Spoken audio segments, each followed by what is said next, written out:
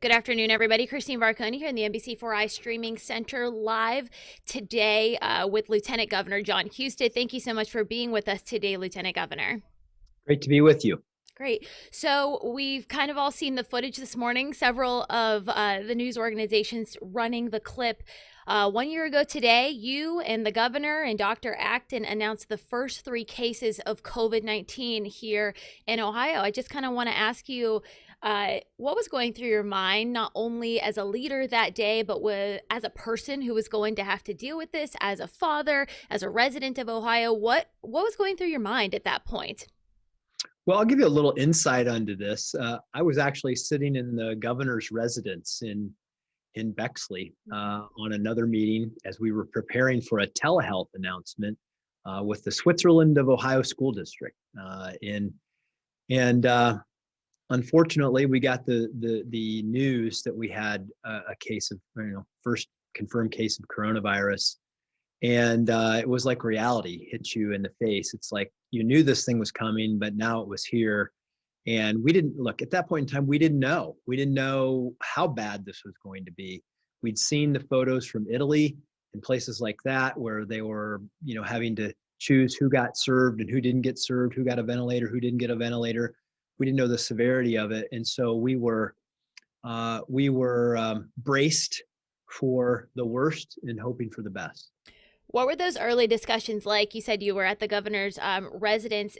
Was it hard for you guys all to get on board listening to the advice of our health experts, of knowing that you would potentially have to shut down schools and non-essential businesses, restaurants, everything we saw in the days to come? What were those discussions like?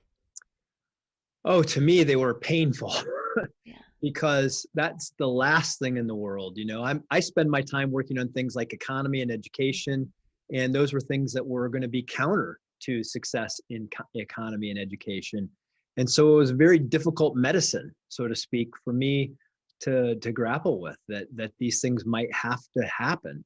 And and it's hard to bring the public along. It's like we had weeks of internal conversations about what might happen, what this might look like. For the public, many people were seeing this for the first time. I mean, and so it was.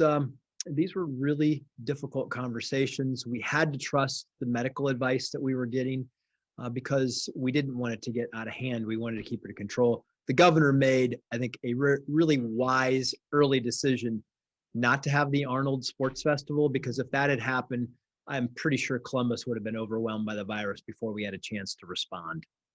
Is there anything you guys would have done differently, or you think there's anything that could have been done better in those early stages? Of course, we were one of the very first states to act with the closing of the schools. I believe we were the absolute first.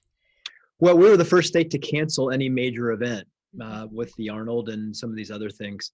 And many states followed very quickly. I mean, Governor DeWine was frankly one of the most important voices in the world at that point in time, because he was taking leadership on this and really helping people to understand that we had to take action. The reason for early action was important was because, remember, we didn't have enough PPE, we didn't have masks, we didn't have an infrastructure built to deal with this, and we didn't want to get overwhelmed before we had built that capacity. So those early decisions were important. I think, look, when you go back and you look at things a year later, were there things that you would have decided differently? Maybe on timing of things, and maybe you could have been more strict here, a little less strict there. We learned that was less washing your hands and more airborne, but we didn't have those facts. And so as the facts came, we tried to respond as quickly as we could.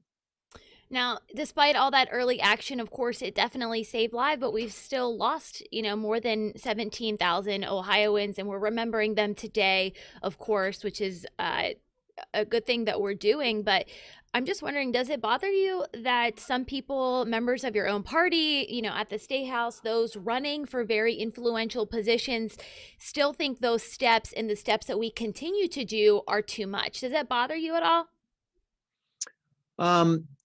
Look, I always try to focus on getting it right, which means that when you're dealing with people who are on the fringes of conversations, they tend not to be the uniting voices. I've always tried to be a uniting voice, helping people to understand uh, how this impacts their brothers and sisters out there in society. And we've tried to find a balance with this between protecting people's freedoms and protecting the economy, people's jobs, and also protecting people's lives. And so it's the balance between lives and livelihoods. And I think in Ohio, when you talk to most people, well, I think they think we got the formula, pretty good. We did it right here as compared to a lot of other states that maybe over responded or under responded.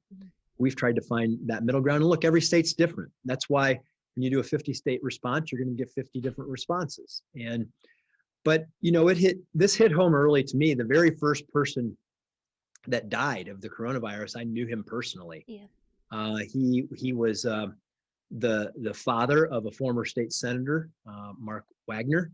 I had appointed this gentleman, Mick Wagner, who is the first victim, to the Lucas County Board of Elections when I was Secretary of State. And he didn't know what hit him.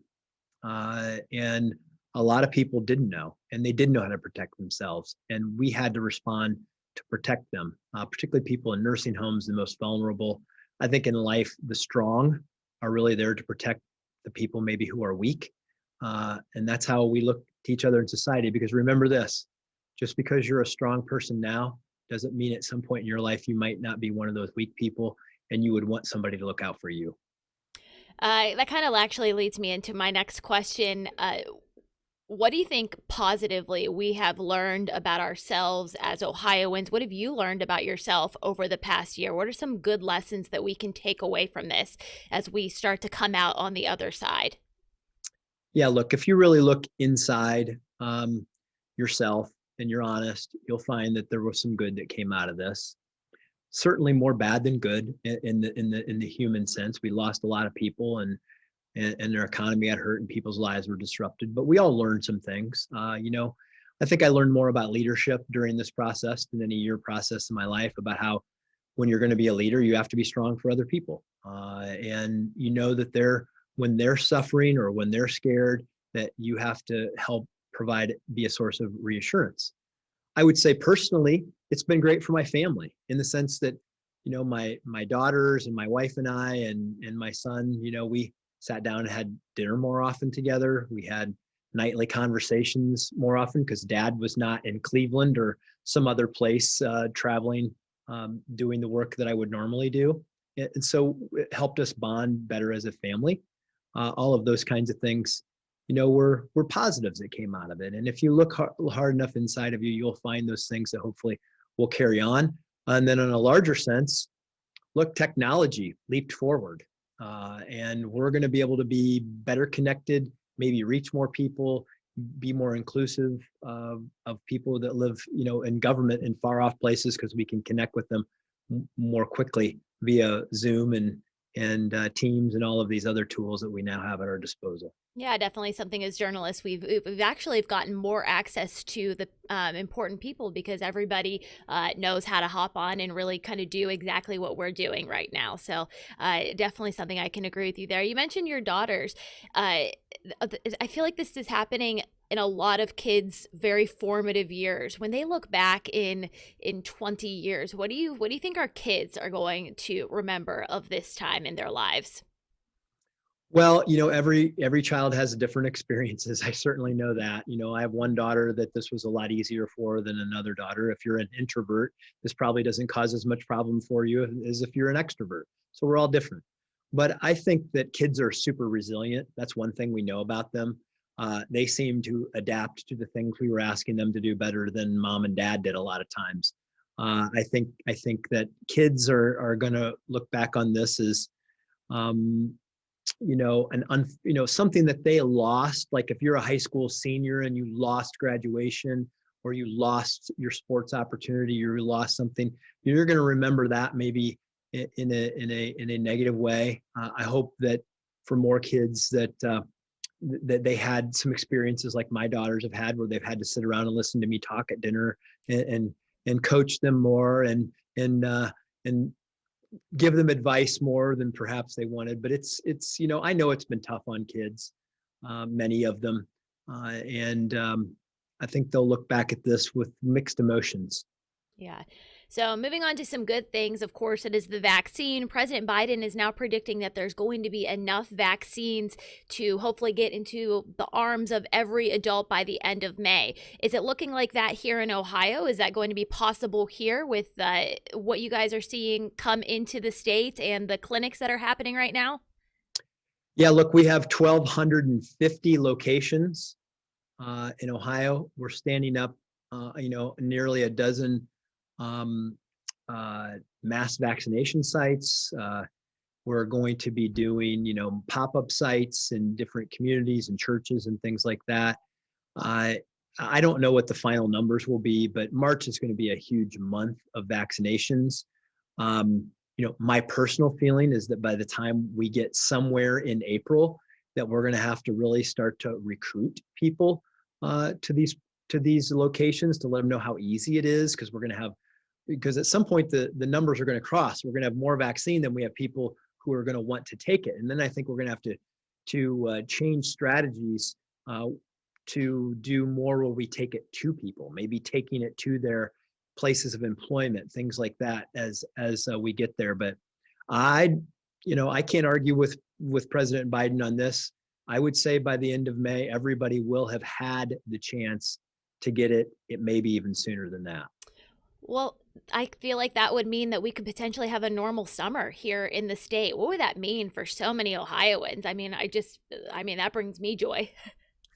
Well, I can tell you that I've heard more than one person tell me about their COVID party, their post-COVID party plans, though, where they're just going to have a big celebration and bring their friends together. And I think that you're going to see those things pop up here in the near future. I believe that by the time we get to June, that this will be behind us. I actually hope that it's much earlier than that. The only caveat to that is if this variant, as we've seen it nationwide and in some places in Ohio where it's driven cases up a little bit. Mm-hmm. But we're attacking that with the vaccine, because if 40,000, 50,000 people a day are getting the vaccine, that means you're ultimately taking 40 to 50,000 people a day off the potential list of infections. And so I think that we're going to be able to balance that out. I don't want to give a date of when I actually think this will be over, because then people will say, well, look, I think it's coming. I think it's coming pretty fast. I track this. I've been tracking this on a daily basis. As long as if we just keep getting vaccinated, people wear their masks when they're around others, okay? We're going to get this number down to 50 cases per 100,000 in the very near future. And then all of the health orders go away. And I think that will be a day that everybody will celebrate. Are you vaccinated yet, or do you plan on getting vaccinated this week when it opens up for your age group? Yeah, I have not been vaccinated because my age group hasn't opened, but I do plan to get vaccinated later this week, and that will be, a great thing. So with the vaccination, you guys announced, I think everybody was very excited and taken aback yesterday when you guys announced that it would be 50 and older starting this Thursday. Are we going to continue to see that trend of every week, perhaps a new lowering of the age by 10 years? Well, I don't know if every week, because when you open that 50-year-old age group and then add in type 2 diabetes and some of the other things, you're opening up to a big group of people. And you still have people over the age of 60 that haven't been vaccinated yet. So I don't know if we'll lower the age band next week, but what we do is we look at the uptake. When people who are scheduling start to see that it's slowing down, the scheduling is slowing down, that's the signal that we need to lower the age band, create more eligibility. And I think that will be the driving factor. I think we should end here on something that you're extremely passionate about, and of course, that is the economic recovery. How does the economy recover? Do you think downtowns, like areas like downtown Columbus, are going to bounce back as quickly as we would like, with the people opting to work from home from perhaps indefinitely?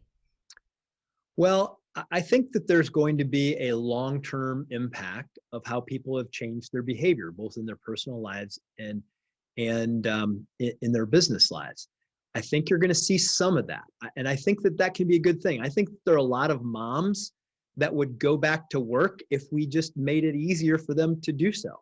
And we've always viewed, more childcare as the way to do that. But I think using technology may be a way to do that, so that, hey, mom can put the kids on the bus, and then, but she can be home at 3 o'clock and complete her workday with Zoom calls and things like that, in certain professions. So for moms and dads, I think that this can be a tool that can lead to more people wanting to work, frankly, and could lead to a boost in the economy by really using technology to adapt to the lives that people have. And I'm just giving you one hypothetical. Yeah. Because none of us really know the answers to this.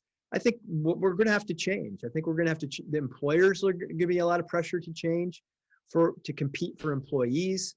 I think that downtowns are going to have to reimagine themselves with maybe some more entertainment and residential components to it, rather than just relying on business.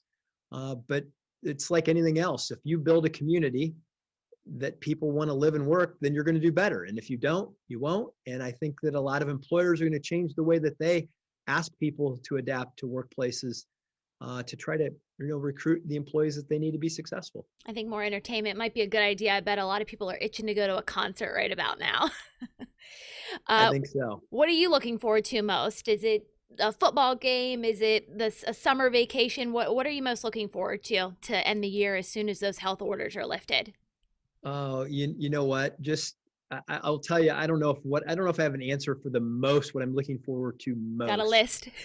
I think that it's just seeing friends that I haven't seen in person for a while. I've had to be really careful because I want to set a good example that I'm following the rules.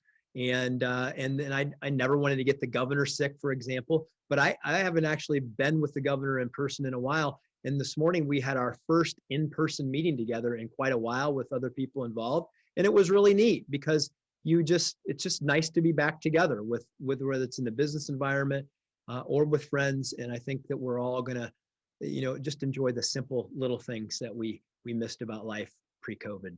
All right, Governor, anything else you would like to say that I have not, excuse me, Lieutenant Governor, that I have not asked you? No, look, we just need to stick in there for a few more weeks. We'll get through this. We're going to defeat this thing. We're going to get rid of the masks. We're going to get rid of all the restrictions, and we're going to keep people safe. And then we're going to go back to normal. We'll have a big party, right? Big party, big vacations, maybe Vegas. Who knows? All right, guys, thank you so much for watching. I appreciate it. If you didn't catch this entire interview and you would like to, I will clip it and post it up on NBC4i.com here in just a few minutes. Thank you for watching.